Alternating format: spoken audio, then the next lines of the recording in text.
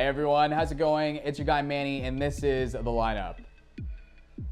So Toronto and New York went at it on Monday night, and it didn't go your way if you put money on the Knicks. I'm sorry to tell you, but if you're a Raptors fan, you have to be thrilled with how Gary Trent Jr. performed, how much he hustled. Same with Svi Mykhailiuk, 15, 5 and 5, just a great all-around game.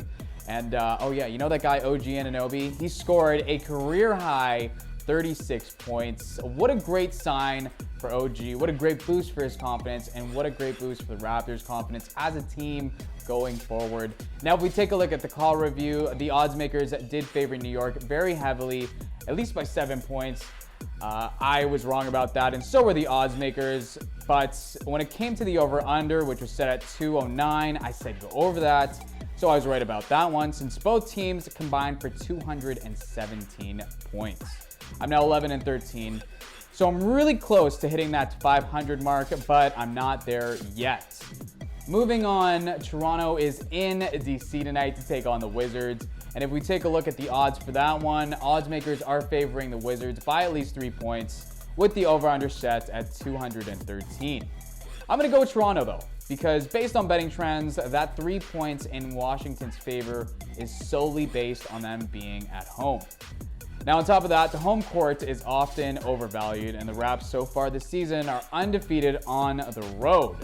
So I'm going to take the under on the 213 because both teams are holding their opponents to less than 110 points per game.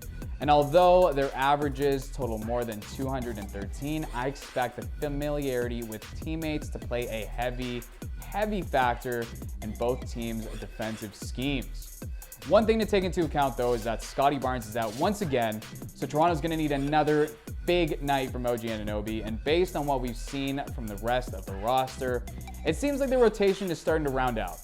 The Raps are on a 4-game win streak, and the key has been defensive consistency, bringing me to my next point, which is what the Raptors have to do to stop Washington, and that's limiting their points in the paint. The Wizards are averaging roughly 112 points per game, 50 of which are coming from within the paint, and that's one of the things that killed Toronto in the season opener.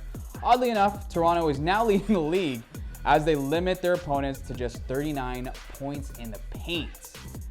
Now, as far as it goes on Toronto's end, they need to continue to get out there on the break. Toronto is one of the best teams when it comes to running the fast break, and they're also at their best when they run the fast break.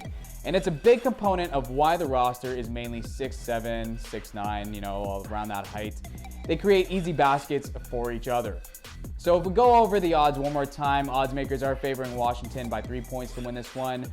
The over-under has been set at 213. I think you should go under that. Like I said, both teams have been doing great on defense, especially the Raptors. They're usually near the top of all the defensive rankings. And Washington, I think they're starting to kind of round out a little bit more as well.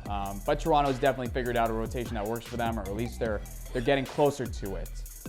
Thanks for watching, and join me next time when the Raps are back in Toronto to take on the Cleveland Cavaliers. Hopefully Scottie's ready for that one, because the guy that was drafted right before him, Evan Mobley, he's going to be visiting the Raptors' home turf. It's going to be Scottie Barnes, hopefully, versus Evan Mobley. Thanks for watching.